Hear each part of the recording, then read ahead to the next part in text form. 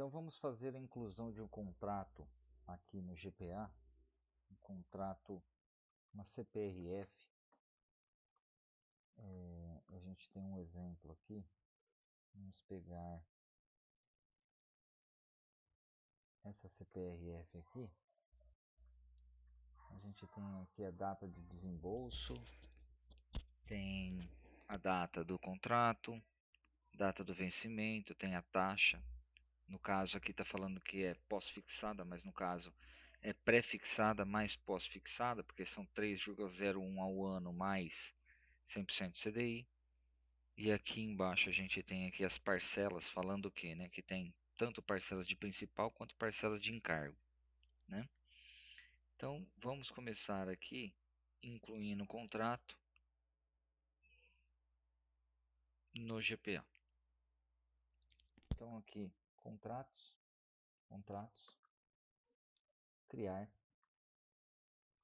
E aqui a gente pode dar um número do contrato que vai estar lá no PDF.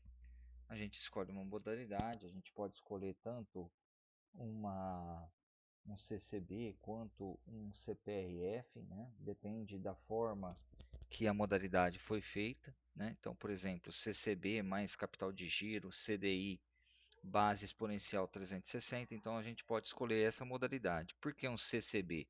Aqui não está falando que é um CCB saque, mas a gente já sabe aqui que é um CCB saque no pelas parcelas, né? Porque ele está dividindo aqui o principal em parcelas iguais. Então isso é saque. Se ele falasse que era price, a gente escolheria um outro tipo, uma outra modalidade, onde estaria aqui, por exemplo, um CCB price, né? Mas então aqui é um CCB normal, só não está escrito saque, poderia estar escrito saque aqui, mas não foi colocado. Na descrição do contrato a gente coloca o mesmo número. Simulado, o contrato sempre entra como simulado, depois que ele tiver tudo ok, a gente coloca como liberado. Instituição financeira, a gente pega qual que é a instituição financeira que está no PDF. Moeda, no caso, esse contrato ele foi contratado reais. Se tivesse sido contratado dólares, a gente poderia pegar aqui e mudar aqui para dólar, mudar para euro, né? E aqui a gente teria uma conversão de moedas, né? Dólar para real, euro para real, né? Grupo contábil, aqui também a gente pode escolher qual que é a forma de contabilização, qual que são as contas que vão ser escolhidas, né? Eu vou falar que são aqui máquinas.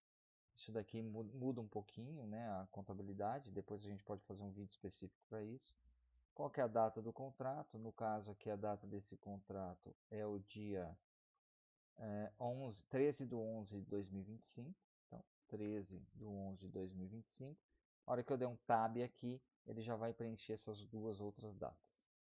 Depois eu posso vir aqui, colocar qual que é o valor do contrato, 123, 60 milhões, 123. Aqui, sempre deixar do jeito que está, tá? Eu não preciso colocar multa, IOF aqui. Também não preciso colocar essas informações aqui, que são informativas. E aqui sim eu tenho dois campos importantes, que são as parcelas de principal ou principal mais encargos e as parcelas de encargos apenas.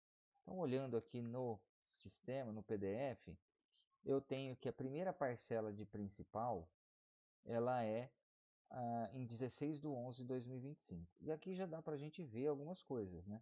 Se todas as datas estão caindo no dia 14, quer dizer, 16 é porque o dia 14 era um dia não útil, e foi postergado. Então eu vou colocar 14 de 11 de 2026, 14 de 11 de 2026 e a última parcela em 14 de 11 de 2030. 14 de 11 de 2030. Nós temos então quantas parcelas de principal, né? 1, 2, 3, 4, 5. 5 parcelas de principal, sendo data a data, ou seja, sempre cai no dia 14. Se fosse por período, seria de 30 em 30 dias, e aí ele vai antecipando, né? Quando a gente tem um mês de 31 dias, a primeira parcela cai no dia 14, a segunda cairia no dia 13, não é o caso. Qual que é a periodicidade das parcelas? Então, aqui a periodicidade é importante, cada parcela é anual, né? Sempre de ano em ano. Então, eu coloco aqui anual na parcela.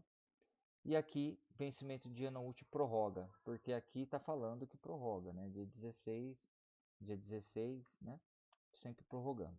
E aqui sim, parcelas de encargo, data da carência, clicou, ele já mostra o início da carência igual à data do contrato, o fim da carência igual à data um dia antes da primeira parcela de principal. Mas nesse caso, tá vendo? Um dia antes da primeira parcela de principal mais encargos. Mas nesse caso nós temos parcelas depois da primeira parcela de principal. Então nós vamos colocar um dia antes da última parcela, né? No caso aqui, 13 de 11 de 2030, tá? 2030. A primeira parcela de encargo vai ser no dia 14 de 5 de 26, né? Então, 14 de 5 de 2026. Essa periodicidade, ela também é anual, tá? Porque se a gente pegar aqui, desculpa, essa periodicidade, ela é semestral, né? Já que a gente tem aqui principal, a gente tem encargos junto de principal. Então aqui a gente vai colocar que ela é semestral. E aqui, após a carência, também é semestral, né?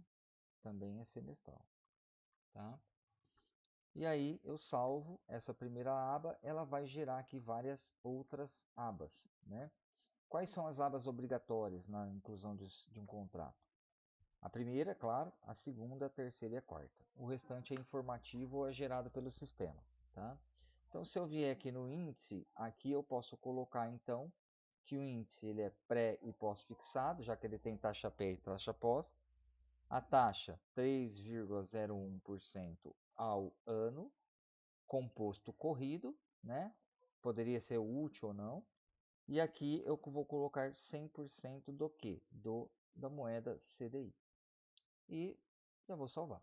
Ele vai gerar então a linha aqui falando que eu tenho quais são as minhas taxas. A liberação. Quantas parcelas vão ser liberados 60 milhões? Em uma parcela só no dia 13. Então, salvou, já tenho aqui a liberação. E as parcelas, aqui sim, eu mando o sistema gerar as parcelas. Gerou as parcelas, a gente vai ter então aqui, ó, encargos, principal mais encargos e assim vai. Vamos ver se tá coerente aqui com o nosso PDF. Então a gente tem aqui encargo 14 do 5, 16 do 5 principal mais encargos, 14 do 5 de 27 só encargos, depois 16, 15, 14, 14, 14. Então foi gerada aqui as parcelas de acordo com o que a gente queria.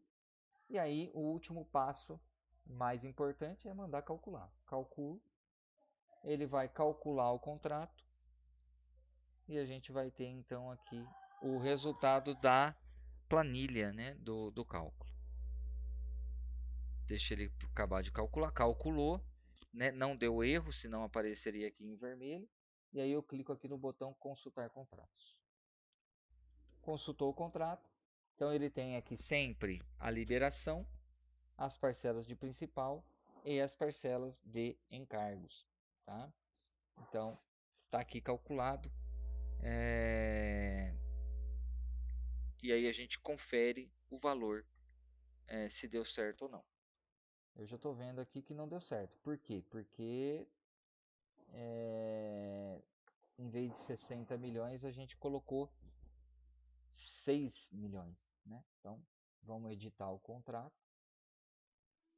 Vamos vir aqui, ó, 60 milhões, aqui está 6. Então aqui 60, 1, 2, 3, 1, 2, 3. Vamos salvar aqui. Vamos na liberação.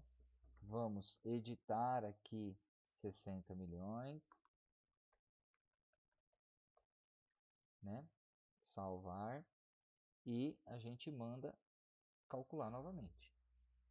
Fez a alteração, prazo, valor, eu tenho que mandar calcular novamente. Calculou novamente, mando consultar novamente.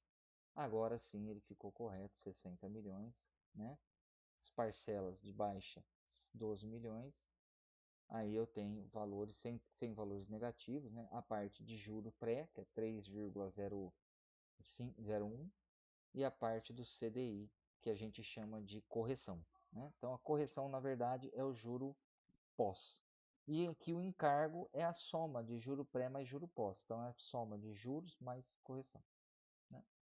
Se eu quiser mandar esses cálculos para Excel, eu posso clicar aqui em exportar Excel. Ok?